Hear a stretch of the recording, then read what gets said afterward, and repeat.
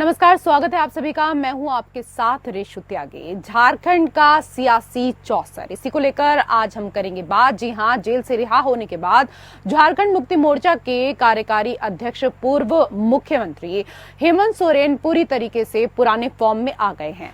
वो अब एक ऐसा प्लान बना रहे हैं जिससे बीजेपी बुरी तरीके से फंस सकती है। दरअसल हेमंत सोरेन सभी जिलों में आभार यात्रा निकालने की योजना बना रहे हैं। तमाम जिलों में आभार यात्रा के माध्यम से राज्य के राजनीतिक तापमान को गर्म रखने के साथ ही इसका राजनीतिक फायदा भी उठाया जाएगा। झारखंड मुक्ति मोर्चा के साथ कदम कदम पर कांग्रेस के कार्यकर्ता होंगे और दोनों दलों के निशाने पर बीजेपी होगी। दरअसल हेमंत सोरेन सभी जिलों में आभार यात्रा निकालने की योजना बना रहे हैं। तमाम जिलों में आभार यात्रा के माध्यम से राज्य के राजनीतिक तापमान को गर्म रखने के साथ ही इसका राजनीतिक फायदा उठाया जाएगा। झारखंड मुक्ति मोर्चा के साथ कदम कदम पर कांग्रेस के कार्यकर्ता होंगे और दोनों दलों के निशाने पर इस दौरान बीजेपी होगी। वहीं भारतीय जनता पार्टी झारखंड में 3 से 4 महीने बाद होने वाले विधानसभा चुनाव में पूर्व केंद्रीय मंत्रियों सहित राज्य में बड़े कद वाले आदिवासी नेताओं को मैदान में उतारने की तैयारी कर रही है। खबर है कि मोदी 2.0 सरकार में जनजातीय मामलों और कृषि विभाग के मंत्री रहे अर्जुन मुंडा, मोदी 1.0 सरकार में राज्य मंत्री रहे सुदर्शन भगत, बीजेपी अनुसूचित जनजाति मोर्चा के राष्ट्रीय अध्यक्ष समीर ओराव, पूर्व आईपीएस डॉक्टर अरुण ओराव, पूर्व सांसद गीता कोड़ा, इसके साथ ही सुनील सोरेन, पूर्व प्रदेश अध्यक्ष ताला मरांडी जैसे नेताओं को उम्मीदवार बनाया जाना अब तय माना जा रहा है। प्रदेश बीजेपी अध्यक्ष बाबूलाल मरांडी खुद मैदान में मोर्चा संभाल सकते हैं। बता दें कि 2019 के झारखंड विधानसभा चुनाव में बीजेपी ने आदिवासी सीटों पर खास प्रदर्शन नहीं किया था। हाल ही के लोकसभा चुनाव में भी आदिवासियों के लिए आरक्षित सभी 5 सीटों पर बीजेपी को हार का सामना करना पड़ा। इसके बाद से ही पार्टी आदिवासी मतदाताओं के बीच पैठ बढ़ाने की रणनीति पर लगातार कार्य कर रही है। पार्टी का मानना है कि बड़े कद वाले आदिवासी नेताओं को उम्मीदवार बनाए जाने से उनकी सीटों के साथ साथ आसपास की सीटों पर सकारात्मक प्रभाव पड़ेगा।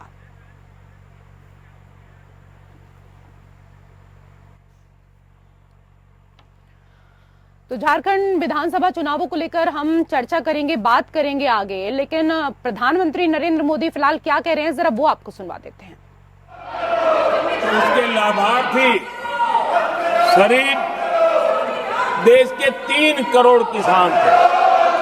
सामान्य गरीब छोटे किसान का तो उसमें नामो निशान नहीं था। जिसको सबसे जरूरत थी इसकी उनकी योजना में कोई परवाह नहीं थी और उन तक कोई लाभ पहुंच भी नहीं पाया था। लेकिन आदरणीय सभापति जी, जब किसान कल्याण हमारी सरकार के हृदय में केंद्र में हो तो नीतियां कैसी बनती है, कल्याण कैसे होता है, लाभ कैसे पहुंचता है, उसका मैं इस सदन को उदाहरण देना चाहता हूं। आदरणीय सभापति जी, हमने प्रधानमंत्री किसान सम्मान योजना चलाई और पीएम किसान सम्मान योजना का लाभ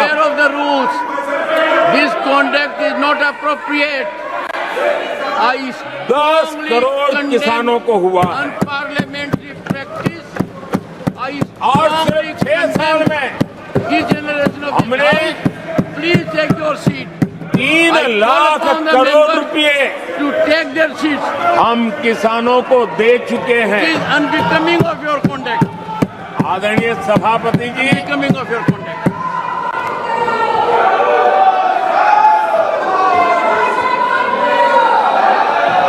आदरणीय सभापति जी, देश देख रहा है झूठ फैलाने वालों की सत्य सुनने की ताकत भी नहीं होती।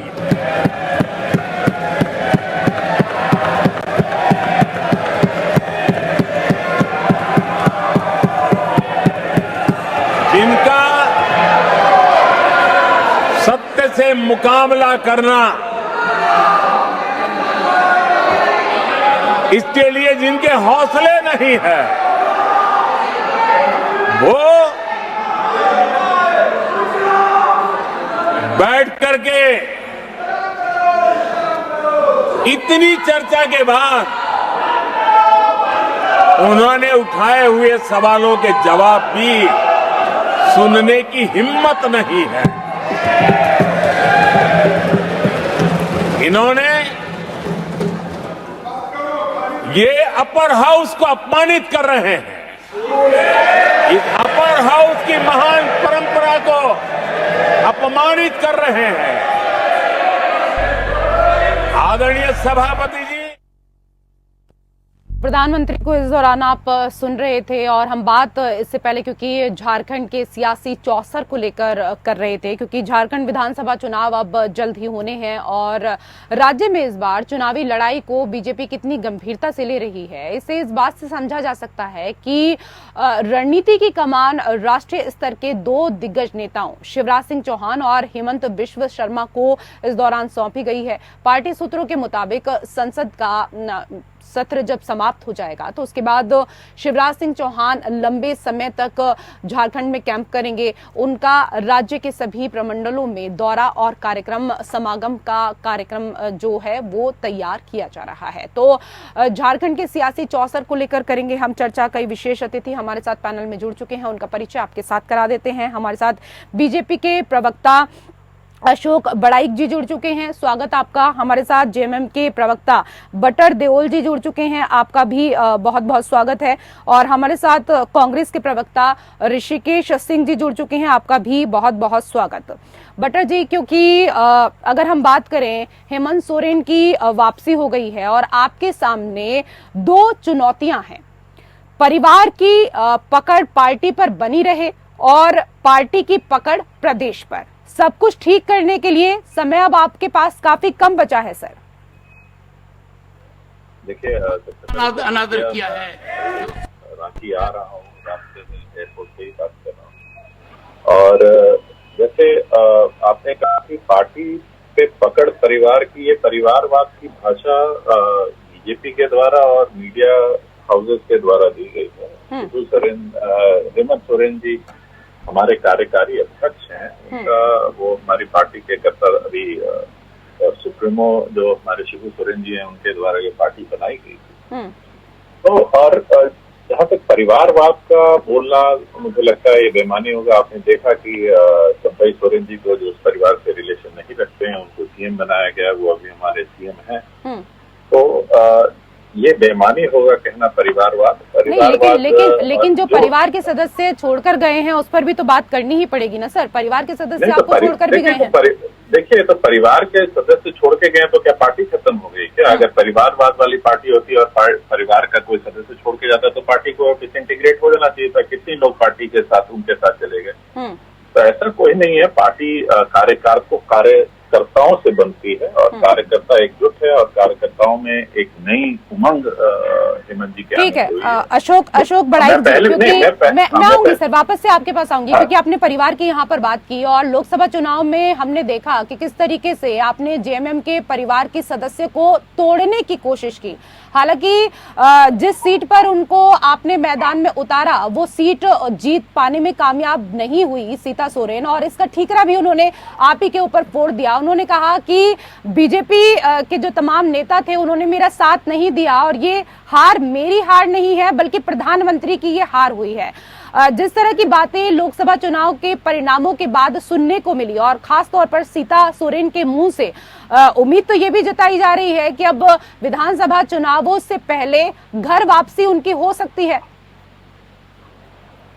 देखिए, अभी सीता सोरेन जी भारतीय जनता पार्टी की में है और भारतीय जनता पार्टी के दुमका से लोकसभा की प्रत्याशी रही है। हाँ, हारने के बाद में थोड़ा सा होता है संगठन के अंदर में, वो संगठन के अंदर में जो भी गड़बड़ियां थी, वो जो द्वेष था आपस में, जो मनमुटाव, तो वो सब पार्टी के सभी वरिष्ठ नेताओं ने आपस में बैठकर उसको ठीक कर लिया है। अब अपने सीता सोरेन जी पार्टी के सभी बैठकों में आ रही है, अपने विचार रख रही है। आने वाले विधानसभा चुनाव के लिए सभी अपने वो कमर कस लिए कि कैसे संथाल परगना के सभी सीटों को, झारखंड के सभी 28 ट्राइबल सीटों को जीतना है। इस लक्ष्य के साथ हम लोग काम कर रहे हैं। जो विषय आज का है मैडम, मैं आपको बता दूं, आज विषय है, आज सत्ताधारी पक्ष के सभी विधायकों को आनंद फानंद में बुलाया गया है। देखिए, विधायकों को बुलाना, बैठक करना, ये कोई बहुत बड़ा विषय नहीं है। ये डेली रूटीन वर्क है। सप्ताह में 15 दिन में सत्ता पक्ष के विधायक बैठते, विपक्ष के विधायक बैठते। लेकिन मैडम, ये बैठक में मुख्यमंत्री चंपई सोरेन जी, जो इतने महत्वाकांक्षी योजना का शुभारंभ करने वाले थे संथाल परगना में और झारखंड के कई क्षेत्रों में, और तो और कल उनको छात्रों को, शिक्षकों को नियुक्ति पत्र देनी थी, हाई स्कूल टीचर के शिक्षकों को। उन सभी सरकारी कामों में सरकारी राजस्व का पूरी की पूरी तैयारी हो चुकी थी। पूरी रांची में पूरे ताम झाम के साथ में पूरे टेंट उंट लगा के सभी अभ्यर्थी, सभी लोग रांची पहुंच चुके थे। सभी अपने अपने खर्च करके आनंद फानंद में मुख्यमंत्री जी उस कार्यक्रम को टाल देते हैं, मतलब उसको स्थगित कर देते हैं। और तो और संथाल परगना में इतने बड़े कार्यक्रम का शुभारंभ होने वाला था, सरकारी खर्चा का वहाँ बहुत बड़ा खर्चा हुआ था कि मुख्यमंत्री जी आ रहे हैं, सभी तैयारी पूरी कर ली गई थी। और क्या हुआ, मुख्यमंत्री जी अपने कार्यक्रम को स्थगित कर दीजिए। किस लिए स्थगित किए गए मैडम? ये कोई सामान्य बैठक नहीं है मैडम। ये लोग अभी मुकरेंगे, अभी मेरे साथी लोग। अगर कोई सामान्य बैठक रहती तो मुख्यमंत्री के पास में हेलीकॉप्टर है, चॉपर है, सरकारी तंत्र है, वो जाकर वो उद्घाटन करके आ जाते। वो शिक्षकों को रांची में ही नियुक्ति पत्र देना था। धुरुआ में उनका बड़ा बड़ा भव्य टेंट और पंडाल लगा हुआ था, वहां करके कांके रोड मुख्यमंत्री आवास जाने में कितना टाइम लगता है मैडम? ये इसलिए स्थगित किया गया है कि अभी विधायकों की बैठक में एक नया चेहरा मुख्यमंत्री बनेगा। ठीक है, मैं जवाब ले लेती हूँ इस पर, मैं जवाब ले लेती हूँ। ऋषिकेश जी भी हमारे साथ बैठे हुए हैं, क्योंकि जितने भी चंपई सोरेन जी के कार्यक्रम थे, अभी इस बात को लेकर अशोक जी भी यहाँ पर चर्चा कर रहे हैं। और सुबह से ही क्योंकि सुगबुगाहट इस बात को लेकर चल रही है और झारखंड में चर्चाएं तेज हो चली हैं कि जिस तरीके से चंपई सोरेन के सभी कार्यक्रमों को रद्द कर दिया गया है और आज तमाम विधायकों की बैठक बुलाई गई है। अब खबरें हैं कि ऐसे में हेमंत सोरेन या फिर कल्पना सोरेन की ताजपोशी हो सकती है विधानसभा चुनाव से पहले, और यही बात कह रहे हैं अशोक जी भी। ऋषिकेश जी, दल की बैठक आज हो रही है और उसका ऑफिशियल स्टेटमेंट अभी कोई नहीं आया है। और हर पार्टी का अधिकार है, हर सरकार का अधिकार होता है कि वो अपने विधायकों के साथ बैठक करे। मैं अशोक जी को सुन रहा था कि बोल रहे थे कि सरकारी खर्च हुआ है, वहाँ पर पंडाल लग चुका है और वहाँ नहीं जा पाए। कई बार परिस्थिति होती है, विधायक दल की बैठक है, मुख्यमंत्री जी के आवास में बैठक है, मुख्यमंत्री जी ही बैठक जब बुलाए हैं तो फिर वो कैसे जाएंगे किसी कार्यक्रम में? कि मुख्यमंत्री जी के आवास में बैठक चल रही है, महागठबंधन के विधायकों की बैठक चल रही है। तो इसका मुख्य कारण क्या है कि 6 महीना पहले झारखंड में भारतीय जनता पार्टी झारखंड की सरकार को गिराने का कोशिश की। जब सरकार नहीं गिरा तो झारखंड के जो पूर्व मुख्यमंत्री थे आदरणीय हेमंत सोरेन जी को ईडी का दुरुपयोग करके, गलत आरोप लगा के, निराधार आरोप लगा करके जेल में डालने का काम किया। और आज 5 महीना के बाद हेमंत सोरेन जी जेल से बाहर आए हैं। हाईकोर्ट द्वारा, माननीय हाईकोर्ट द्वारा उनको बेल दिया गया है। और हाईकोर्ट ने टिप्पणी की है कि प्रथम दृष्टया, प्राइमा फेसिया, हेमंत सोरेन जी पर किसी तरह का मनी लॉन्ड्रिंग का कोई केस नहीं दिखता है, न कोई सबूत दिखता है। उसके बाद हेमंत सोरेन जी आए हैं तो हेमंत सोरेन जी और मुख्यमंत्री जी महागठबंधन के विधायक दलों के साथ बैठक कर रहे हैं तो इसमें भारतीय जनता पार्टी के पेट में दर्द क्यों हो रही है?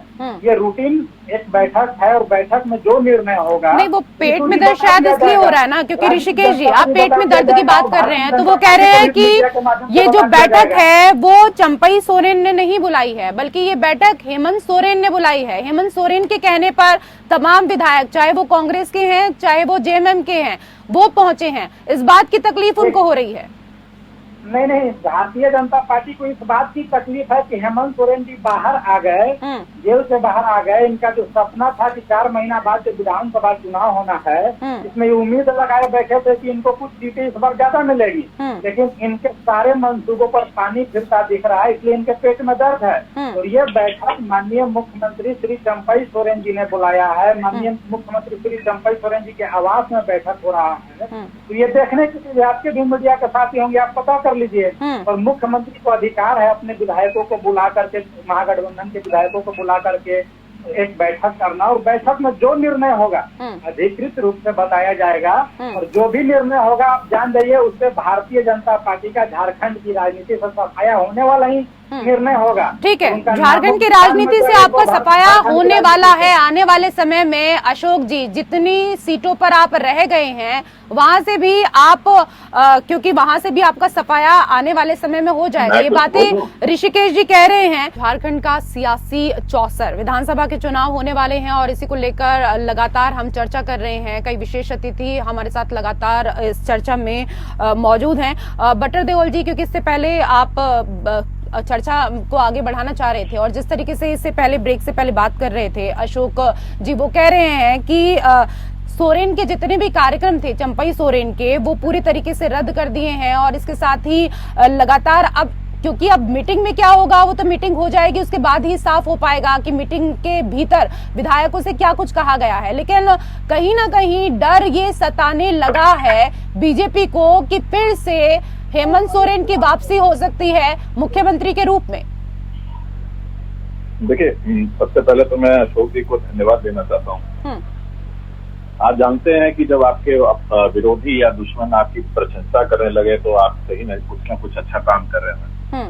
इन्होंने कहा कि हमारी महत्वाकांक्षी योजनाएं, हम कितनों को नौकरी दे रहे, तो अपने मुंह से इन्होंने स्वीकार कर लिया। आज तक जो ये पूरे लोकसभा में इलेक्शन में जो इनका नैरेटिव था कि सरकार ने कुछ नहीं किया, पॉलिसी पैरालिसिस है, और आज अपने मुंह से आपके टीवी स्टूडियो में बैठ के बोल रहे हैं कि हमारा काम था, इतने प्रोग्राम हो रहे, इतना अच्छा प्रोग्राम होना था जिसमें सीएम जा नहीं सके।